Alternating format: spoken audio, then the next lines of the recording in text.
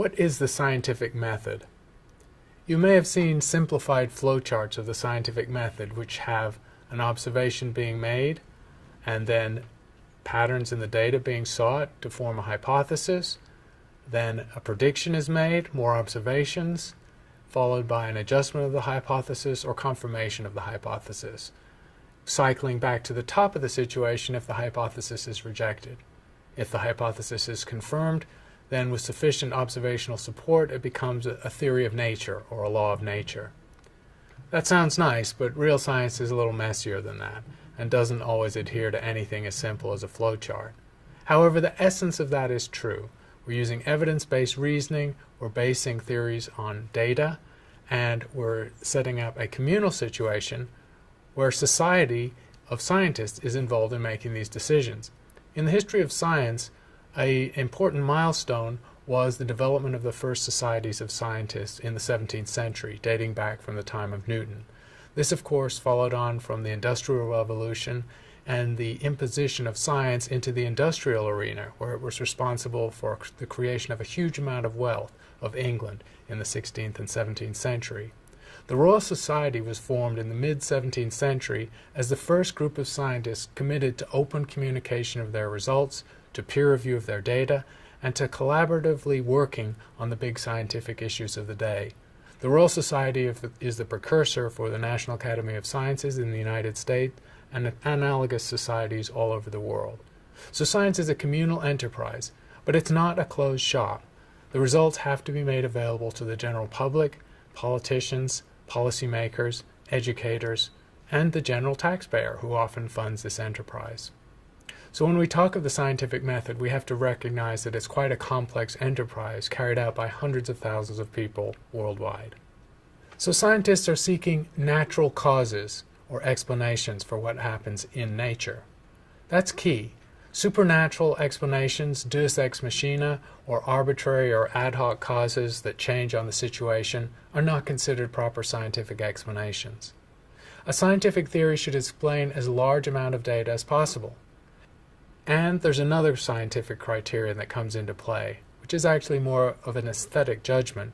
It's called Occam's razor, dating back to the 14th century, and it says that amongst various possible explanations for a phenomenon or a set of data, the simplest possible explanation is usually correct. Now notice that that's a dangerous and interesting presumption. How do we know that nature is fundamentally simple? How do we know that the simplest explanation is correct? What it really means is that if you put enough bells and whistles on a theory, as many adjustable parameters as you want, you can explain any data set. And the simplest theories of nature that have wide explanatory power, like the theory of gravity, like the theory of natural selection, are very simple to describe and are mathematically simple in their formulations. So we have evidence from the progress of science over the last few centuries that the simplest theories of nature are indeed correct. But this simple description and this simple flowchart, of course, doesn't encompass some vital elements of science, in addition to the imagination and creativity I mentioned before. What about the role of luck? In scientific discovery, luck can play a role. Some researchers or investigators just happen to be in the right place at the right time. They happen to notice things. Louis Pasteur, famous scientist from the 19th century, said, "Fortune favors the prepared mind." And in that phrase, he is acknowledging both the presence of luck, or serendipity, in science, but also the fact that it takes a sharp mind and a mind aware of the situation and the possibility to notice that something is amiss, to notice an anomaly that might lead to a new explanation or a new theory. That is the power of a good scientist. There was an idea from the early 20th century in the philosophy of science called Falsification Ism, and it holds basically that scientific theories can be falsified but never verified. Even the falsification idea is not quite right in practice. It implies that theories are falsified by one discrepant data point, leading to a new theory and perhaps a scientific revolution. But the real situations of science are a little more interesting than that. Consider these two related but actually interestingly different examples from astronomy. In the 19th and 18th century, anomalies were seen in the orbits of the outermost known planets. The orbit of Uranus was found to have anomalies that couldn't simply be explained by Newton's law of gravity. Because people believed that Newton's law of gravity was a correct predictor of orbits, they used these anomalies to predict the presence of an outermost planet called Neptune and infer its orbit. It was subsequently discovered in a confirmation of Newton's law of gravity. So there was a situation where an anomaly in the orbit of one planet leads to the inference of a yet undiscovered planet. When that planet is subsequently discovered, it's an affirmation of the existing theory. Flash forward to the early 20th century, and an anomaly is found in the orbit of Mercury, the innermost planet. Its perihelion, or closest approach to the Sun, advances or precesses by a very small angular amount every year. It's a very subtle effect, but it was clearly measured by the early 20th century. This little effect had no understanding within Newton's law of gravity, and could have led to its overthrow. But in fact, in the hands of Albert Einstein, it became an explanation understood in terms of curved space-time and the general theory of relativity. So here was a situation where an anomaly in the orbit of an inner planet, instead of affirming Newton's law of gravity, leads to a profoundly different theory of gravity, general relativity. Only with hindsight can we see the clear distinction between these two situations. Science works in the moment of discovery and progress, and so these distinctions are not always as clear-cut, which is why scientists debate them. Another issue that is sometimes stereotyped in science is the issue of authority. Scientists are in an authoritative position because they speak the language of science, because they have access to the data and the tools to measure the universe. But that doesn't give them exclusivity in terms of what is right, because they are bound to communicate their results to a broader audience. However, on the flip side, it is not true that it's a matter of opinion whether a theory is right. Science is not, in the end, a democracy. We don't vote over who likes one theory versus another theory. The issue is decided by the passage of time, by better observations, and by intense debate among scientists, one-on-one or at the large scientific meetings that we see around the country and the world every year. Even the idea of a theory has some subtleties to it. For example, we want our theories to be ambitious as possible. Newton's theory of gravity is suitably ambitious. It supposes to apply to all planets, stars, and galaxies in the universe, and so far, when the gravity is weak, has been proven to do so. But how do we know when we're trying to explain everything in the universe, which in the end is our ultimate goal in astrophysics, when we've overreached? We might have a theory that explains everything we can see, and then make some predictions for things we can't see or haven't yet observed. How do we know that we've not overreached and produced a theory of too much, i.e. a theory that explains things that don't actually happen in the universe? That's a profound puzzle, and we never know whether we're going to get there. In physics, there are definitely examples where this is an issue. Scientists are reaching for a new theory of how matter works, which involves string theory, and that's a highly esoteric mathematical theory involving 10-dimensional spacetime, which is as yet uncorroborated by lab experiments. At what point do we decide that string theory is overreach and not a legitimate scientific theory? That's a debate for the physicists to have. Now that we've talked about what science is, you should be well placed to understand what science isn't. And in the modern culture, awash with uncritical thinking and sloppy pseudo-scientific ideas, this is essential. It's the only way to sort the wheat, the facts you should know for your everyday life and how to make decisions in the real world, from the chaff, that froth of ideas and opinions and attitudes that have no rational basis. This may be familiar to some of you. It's a segment from the trailer for the iconic TV series The X-Files. In it, we see Mulder and Scully meeting for the first time. They are archetypes in the series. Scully is the scientist. She's the agent who follows the rules of science and logic and takes the road that they lead to.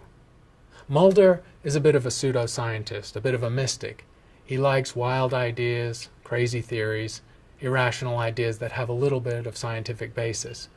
And the debate they have is an iconic debate between the scientific method and the method of pseudoscience, where ideas might seem to have some scientific basis, but in the end are not scientific.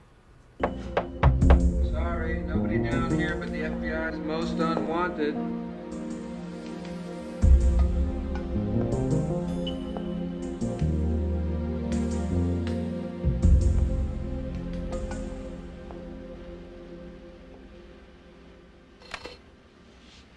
Agent Mulder, I'm Dana Scully. I've been assigned to work with you. Oh, isn't it nice to be suddenly so highly regarded? So who did you take off to get stuck with this detail, Scully? Actually, I'm looking forward to working with you. I've heard a lot about you. Oh, really? I was under the impression that you were sent to spy on me. If you have any doubt about my qualifications or credentials... You're a medical doctor. You teach at the academy. You did your undergraduate degree in physics. Einstein's twin paradox, a new interpretation. Dana Scully's senior thesis. Now that's a credential, rewriting Einstein. Did you bother to read it? I did. I liked it. It's just that in most of my work, the laws of physics rarely seem to apply. Maybe I can get your medical opinion on this, though. Oregon female, age 21, no explainable cause of death. Autopsy shows nothing. Zip. There are, however, these two distinct marks on her lower back. Dr. Scully, can you ID these marks? Needle punctures, maybe. An animal bite. Electrocution of some kind. How's your chemistry? This is the substance found in the surrounding tissue. It's organic.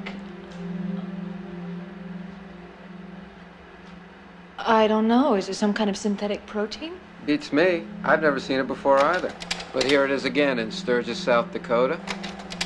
And again in Shamrock, Texas. Do you have a theory? I have plenty of theories. Maybe what you can explain to me is why it's bureau policy to label these cases as unexplained phenomena and ignore them. Do you believe in the existence of extraterrestrials? Logically, I would have to say no. Given the distances needed to travel from the far reaches of space, the energy requirements would exceed a spacecraft's capabilities. Conventional wisdom. You know this Oregon female? She's the fourth person in her graduating class to die under mysterious circumstances. Now, when convention and science offer us no answers, might we not finally turn to the fantastic as a plausibility? The girl obviously died of something. If it was natural causes, it's plausible that there was something missed in the post-mortem. If she was murdered, it's plausible there was a sloppy investigation. What I find fantastic is any notion that there are answers beyond the realm of science. The answers are there. You just have to know where to look. I'm not going to talk much about UFOs, except to say that no professional astronomer believes that they represent visitations from an alien species. There are many, many reasons, and we could go into them, for why this is the case, but basically the evidence is not there. And by evidence, of course, I mean evidence that can be corroborated by scientists, not a photograph, too easy to do in Photoshop, not even a piece of material that seems to be strange, too hard to prove it's extraterrestrial. I'm talking about convincing evidence. As for the government conspiracy aspect of this, I find that potentially laughable, given how hard it is for the government to keep any secret, that it could keep a secret of this magnitude. Independent of UFOs, there are many ideas that have traction in the popular culture that have no scientific legitimacy. Perhaps the most amusing spin-off of the UFO idea is the notion of crop circles, so I'll use that as an example. Learned papers have actually been written on some crop circles, which appear to project onto fields of wheat mathematical theorems that were not yet present in mathematical textbooks, and so must have emerged from the minds of aliens. Now, apart from the simple implausibility of the fact that highly intelligent aliens would travel large distances across our galaxy just to press down fields of our wheat and make no other contact, I think these ideas are plain wishful thinking. It turns out that the genesis of crop circles dates back to the 1980s when I lived in Britain, and the two guys who sat in a pub and dreamed up this scam admitted to it within weeks, but by then the copycats had spread to the United States, Canada, Australia, and the other English-speaking world, and you can probably Google crop circles and still find stories about how crop circles represent alien visitations to the Earth. Pseudoscience can be amusing, except, in totality, it has a corrosive effect on the modern culture. Because we exist in a situation where scientific and rational thinking is required to solve some of the world's problems, ranging from health to how we feed the planet to how we can deal with the changing temperature of our planet. If we don't apply scientific reasoning to these problems, we'll never solve them. And so, knowing what science is sharply demarcates what science is not. There is no simplistic scientific method, but science does involve evidence-based reasoning and the testing of hypotheses, which, if sequentially confirmed by application to lots of data, can elevate to the point of theories or laws of nature. And examples of this have happened throughout the last few centuries. Knowing what science is helps us decide what science is not, and hopefully in our everyday lives helps us ward off irrational or magical thinking, which any newspaper or magazine will confirm still pervades the popular culture.